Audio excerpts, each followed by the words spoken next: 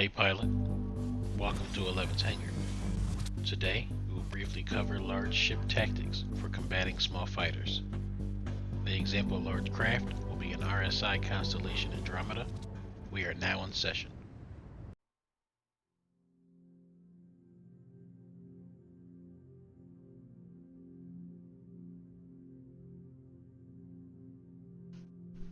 Alright, welcome to the suite.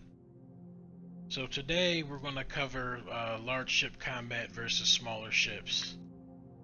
I have a few examples that I'm going to use. For reference, I put this up on the screen showing the acceleration and top speed of some large ships and some smaller ships. The acceleration data is current as of 3.14. I'm sure it's pretty safe to say that the top speeds and the acceleration of these ships has not varied that differently between then and now. This is the information in regards to the Gladius. This is the Arrow, the Constellation,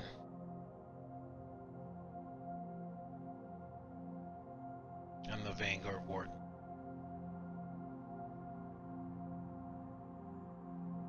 Sorry, I don't have a full 3D example of the Andromeda, so we'll be using the Aquila today.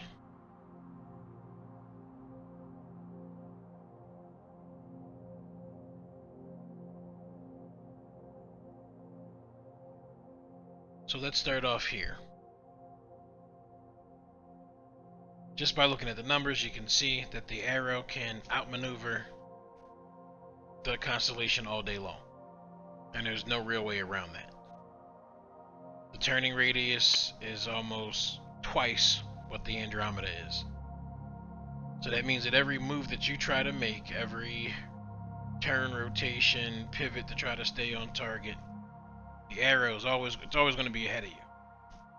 So what do you do in that matter? You can't fight it. You can't radius fight it. There's nothing really that you can do. So what do we have at our disposal? Well, for the Andromeda, we have plenty of guns, we have plenty of missiles.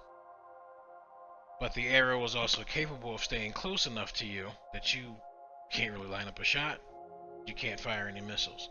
So what can you do? There is one tactic that you can use. And we'll draw a line.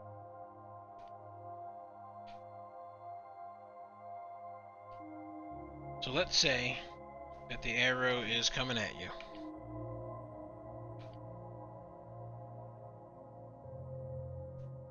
You speed up to full speed, 911 meters per second. You hit decouple. You continue on that path. You try to get as many shots as you can. Maybe the Arrow's coming over that way. You're turning your nose, even though it's probably going to get by you faster. You turn your nose, but you maintain that direction as the Arrow comes in and tries to turn around. Now mind you, this is a situation. I can't predict how the pilot that you're going against is going to fly. Just giving an example of something that you may be able to do that may work out in a situation for you. You keep going in that direction because you have decouple on full speed. You're headed in this direction. You may luck out and get an opportunity where there's enough space between you and the Arrow right after that turnaround time to fire some missiles. The other thing that you can do to try to, I would say the best solution is, have your turrets manned. If you have your turrets manned, and we're not going to put something up for this, if you have your turrets manned, you can stay on that target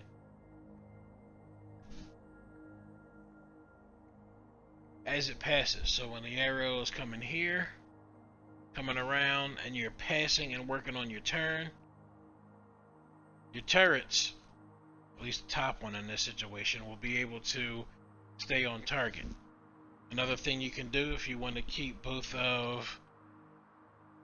turrets on it, you turn your ship as you pass and you turn. That will give the opportunity for both of your turrets, the top and the lower, to be able to fire.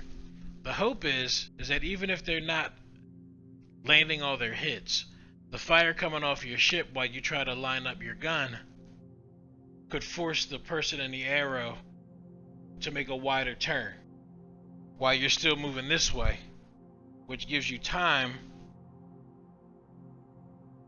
to line up your shot with the main guns and even fire some missiles. That's one thing that you can do.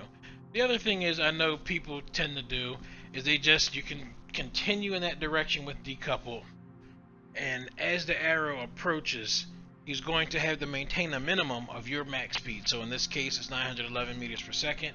He's going to have to maintain the minimum of that speed and then use that speed to move around to try to hit you. During that time, while continuing on that same path with decoupled activated, you can rotate your ship in any direction to try to keep up, to keep your nose on the target, keep your turrets on the target, and be able to fire missiles. So that was just something really quick I wanted to go over. Some people had asked about it. We can revisit this.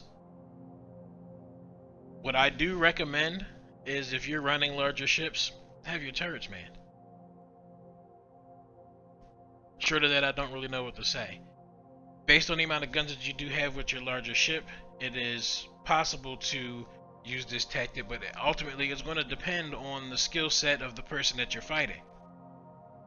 And the fact that just based on the stats alone, this is not somebody being a good pilot or a bad pilot.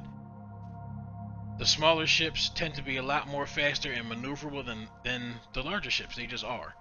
So being able to keep on target is difficult, especially if you are up against a pilot who is familiar with your ship, the capabilities of your ship, and maneuvering. So that covers it for now.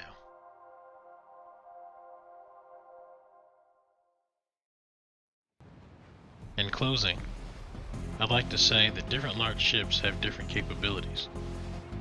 The size, designation, weapons package, and performance of your ship weigh in heavily when you encounter combat scenarios. The biggest factor is your pilot ability and situational awareness. Having your ship properly crewed will increase your chances of survival in an engagement. And like I've said before, there is no shame in disengaging and making an exit. Pay attention to what works for you, what doesn't work for you, and apply it to your next engagement. I'm not the best pilot, nor do I claim to be, but if you visit Eleven's hangar, I'm sure you'll find something here that will make you better than you are today. Stay frosty, pilot, and I'll see you in the verse.